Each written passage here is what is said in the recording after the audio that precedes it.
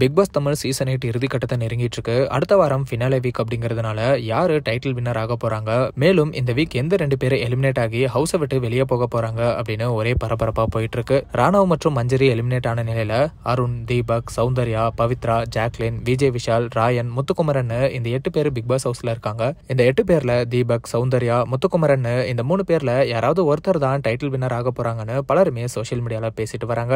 மேலும் இந்த 8 பேர்ல எலிமினேட் ஆக போற அந்த ஒருத்தர் இவங்களா தான் இருக்கும்னு ஆடியன்ஸும் சில கண்டஸ்டன்டா சொல்லிட்டு வந்தாங்க. இந்த நிலையில இன்னைக்கு எபிசோட்ல அருண் பிரசாத் எலிமினேட் ஆகியிருக்காரு.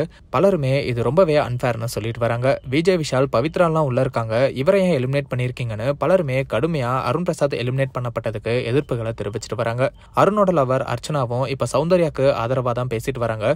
இதெல்லாம் நோட் பண்ண பலருமே அப்போ இந்த சீசன் 8 சௌந்தர்யா தான் டைட்டில் வின் பண்ண போறாங்கன்னு சொல்லிட்டு வராங்க.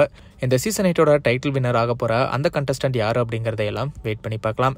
சாட்டர்டே எலிமினேஷனே ஒரு வில்லங்கமா வந்திருக்கிற நிலையில சண்டே எலிமினேஷன் விஷயம் சோசியல் மீடியால மிகப்பெரிய சர்ச்சையை ஏற்படுத்த போகுதுன்னு சில தகவல் வெளியாகிட்டு இருக்கு. அருணை தொடர்ந்து சண்டே எலிமினேட் ஆக போற அந்த கண்டஸ்டன்ட் யாரு அப்படிங்கறதையெல்லாம் வெயிட் பண்ணி பார்க்கலாம். பிக் பாஸ் தமிழ் சீசன் 8ல இருந்து அருண் எலிமினேட் பண்ணப்பட்டதை பத்தி நீங்க என்ன நினைக்கிறீங்க அப்படிங்கிற உங்களோட ஒப்பீனியனை கமெண்ட்ல ஷேர் பண்ணுங்க.